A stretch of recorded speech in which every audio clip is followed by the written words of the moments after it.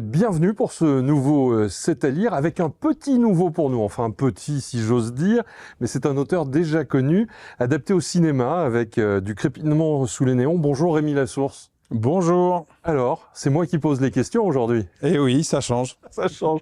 Quand est-ce que vous avez commencé à écrire ?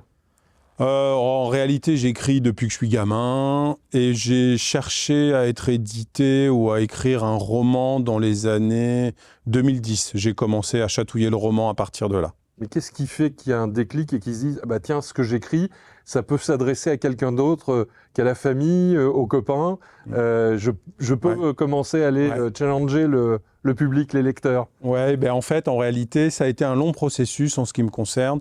J'écrivais beaucoup de poésie et puis avec une vie de policier en banlieue parisienne, avec tout ce qui va avec la vie de flic, j'ai de plus en plus ressenti le besoin d'écrire pour être lu par d'autres gens. J'avais un modèle que j'aimais beaucoup à l'époque, Jim Harrison, qui est un gros auteur américain, qui vivait un peu dans les bois, qui faisait beaucoup de camping, et je voulais un peu ce qu'on appelle le nature writing, enfin écrire sur la nature. Ça, c'est mes premières envies. Avant de parler de l'actualité, j'aimerais parler de ce roman que j'ai vraiment adoré, l'affaire Jaune Sang, sous-titré Betty Blues, parce que c'est aussi le témoin d'une époque, hein, on est en pleine période des Gilets jaunes. Ce personnage donc, principal du roman est Betty. Ici, dans Profanation à Limoges, on a Caro. J'ai l'impression que vous adorez écrire pour des personnages féminins. Oui, alors on parlait de Jim Harrison qui a fait un énorme roman, enfin autour de Dalva, son héroïne, puis la suite, La Route du Retour. Donc, et puis, comme vous le disiez, j'étais adapté au cinéma. Les réalisateurs m'expliquaient qu'effectivement, aujourd'hui, on ne parle pas assez des femmes et que ça, elles doivent être mises en avant. On est d'accord ou pas avec cette idée. Et moi qui suis flic et qui ai toujours un petit peu envie de redorer le blason de la profession, je disais, je vais parler des nanas dans la police, parce qu'après tout, ce sont des porte-étendards, c'est des filles dont on ne parle pas assez. Et voilà, donc c'est les héroïnes du quotidien, et c'est un peu des livres pour donner envie d'être flic, j'avoue. Hein. Est-ce que le métier a changé depuis que les femmes sont entrées dans la police ? J'ai l'impression qu'on fait peut-être plus attention à ceux qui viennent demander assistance.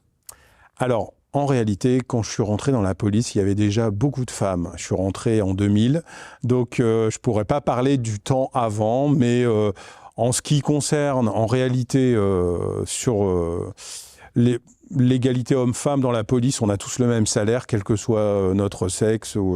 Donc on évolue tous, on est payé de la même façon.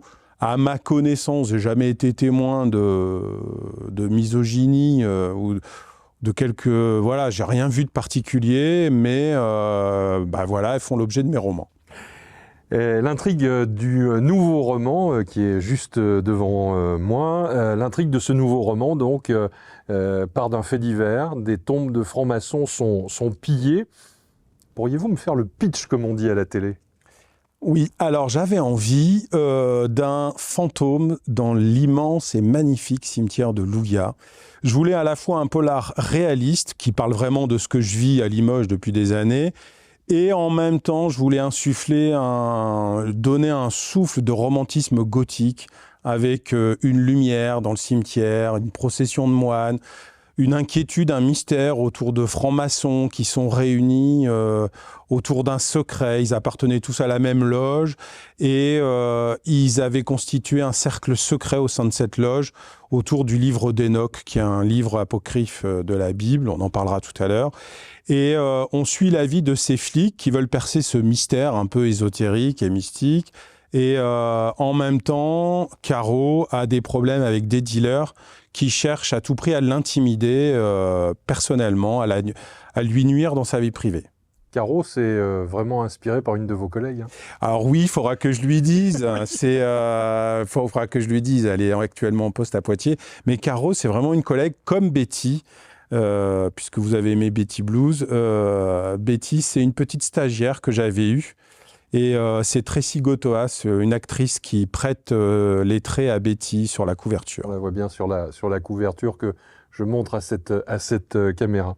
L'actualité, bonne ou mauvaise, est donc une source d'inspiration, mais au final, ce sont les trains en retard et les drames qui donnent les histoires les plus intéressantes à raconter. Alors oui, j'avais envie de... c'est ce que je vous disais, c'est un prétexte pour parler du métier. Je veux aussi montrer vivre la police de l'intérieur, vivre la vie des flics, comment ils vivent leur métier, leurs souffrances, leurs joies, des moments difficiles qui sont difficiles dans le métier, mais qui en même temps les transcendent, les élèves. Donc c'est un peu à chaque fois des romans initiatiques sur l'humain. Alors le boulot, l'écriture, c'est Police H24. Est-ce que vous avez quelque chose pour décompenser, pour compenser, pour respirer un autre air? En réalité, moi, quand j'écris, je m'amuse. C'est le jeu. C'est un jeu comme quelqu'un avec des Legos ou avec un puzzle. En réalité, pour moi, c'est tout à fait naturel d'écrire et d'inventer des histoires. Donc, c'est déjà pas vraiment un travail pour moi. Et puis le sport, d'ailleurs, je parle de la SPTT, ma salle de muscu avec tous les anciens retraités qui sont dedans, là. Donc voilà, il y a des petits clins d'œil pour les Limougeaux. Quand est-ce que nous vous revoyons avec un autre livre? Alors peut-être de la poésie un jour, puisque vous aimez ça. Oui, alors je ne sais pas si ça mérite d'être publié. On va pas se mentir, mais j'ai écrit la suite de Betty Blues et je travaille à la suite de Caro et Ibra, Profanation à Limoges, avec cette fois-ci non plus un fantôme, mais un vampire et un loup-garou à Limoges. Merci d'être venu nous faire trembler, frémir sur le canapé rouge de 7 à lire et à très vite pour un nouveau numéro.